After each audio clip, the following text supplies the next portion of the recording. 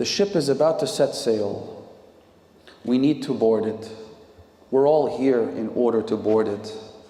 But how do we do that? We've been talking about making a pledge, making a commitment, about giving an oath of allegiance to Abu Abdullah al-Hussain. How do we actually go about doing that? I just want to give you some practical tips, inshallah.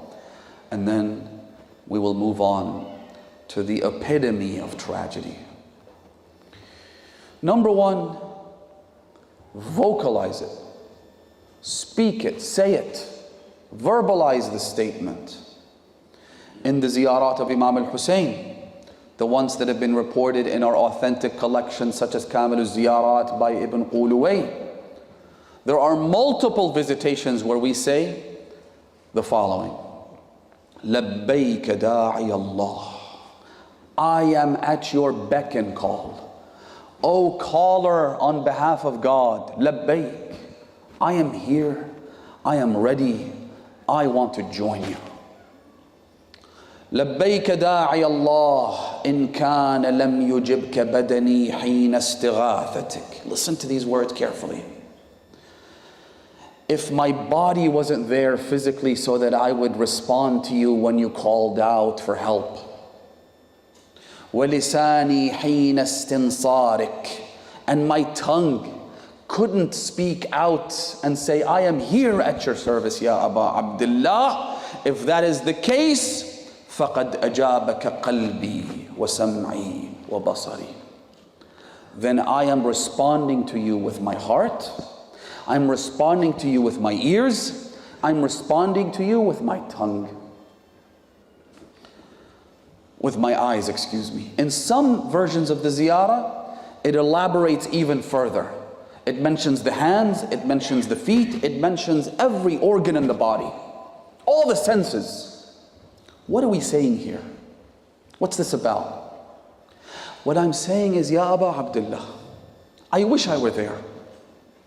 And as the Imams of the Ahlul Bayt have taught us, one after the other, that simply having the longing and the yearning and the burning sensation that I wish I were there is in itself a great step in the right direction. You'll be rewarded just for that, just for the desire. But because of that, I then come to the next step, which is, I wasn't there physically, Ya Aba Abdullah. My tongue couldn't speak out on that day and say labbaik, as even the children did. Labbaik ya Amma, like Al-Qasim ibn al-Hasan, Abdullah ibn al-Hasan, and others. However, I can now give you my pledge of allegiance. I can give you my oath, my commitment, that my heart will house and harbor none other than you. What do we say in Ziyarat Ashura? Inni silmun liman salamakum. Say it out loud. Silmun liman harbun liman waliyun liman wa'alakum aduwun liman adakum. In other words, the most strategic actions, the decision to go to war or to establish peace, revolves around what? Abu Abdullah al-Hussain, Imam al-Hussain. So when the imbecile says that the killers of Imam al-Hussain might have had some good things, they might have contributed to this or that, what do you tell them? Silmun liman salamakum harbun liman harabakum. You are to me an enemy right now. By standing in the enemy camp, by praising the killers of Imam al-Hussain, that puts you squarely in the middle of their camp. I couldn't care less who you are, what you call yourself, whether you declare the founding of a new religion, which I suspect is going to happen at some point, or you choose to stay closeted and continue to claim to be a Shia. It doesn't matter. Labels don't matter. Names don't matter. What matters is where you stand vis-a-vis Hussain. In reference to Hussain, where do you stand? Because my philosophy in life is silmun liman salamakum harbun liman harabakum. I don't care if it's my parents, if it's my siblings, if it's my own family, I don't care. You stand in the camp of the enemies of Imam al-Hussain and claim that you love Imam al-Hussain. So, my heart will accommodate none other than you, Ya Aba Abdullah. And my allegiance is to none other than those who have given you their allegiance.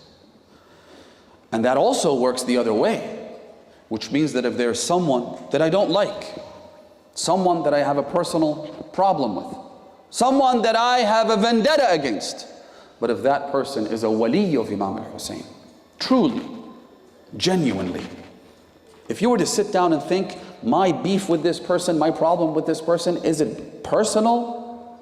If it is personal, the question then is this person a wali of Imam al-Hussain, a follower? Does he take Imam al-Hussain as his leader and guardian? If the answer is yes, then I don't care. I will put everything aside and I will be his friend. And I'll be someone who takes him as a guardian for myself.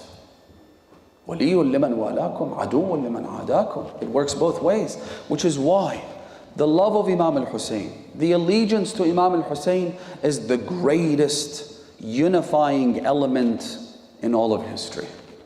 The entire world doesn't have something that is as powerful, a magnet that draws everything towards it. All those that are good, all those that are deep down moral individuals like Imam al-Hussain. Look at the world around you. They can kill the Shia as they have done for the last 14 centuries. They can try to eradicate us, they can try to exterminate us, they can try to do whatever it is they can. But at the end of the day, look at what Imam al-Hussain does to us every Muharram. Look at what he does to us every Ashura.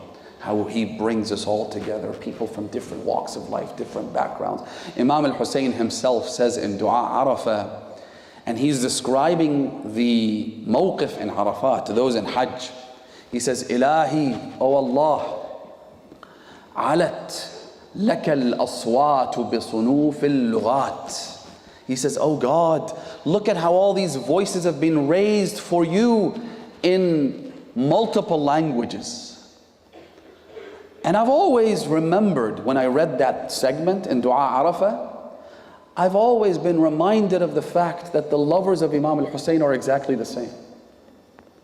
Different languages, different ethnicities, different backgrounds, different people from every walk of life, subhanallah. The one thing that brings them together is that incredible force, more powerful than all of the forces of the universe. Brings together all of these contradictions. Hussain unites us, brothers and sisters. Let's not lose this power. Let's never forget the fact that he, in the midst of turmoil, in the midst of confusion, in the midst of conflict, let us always refer back to Hussain.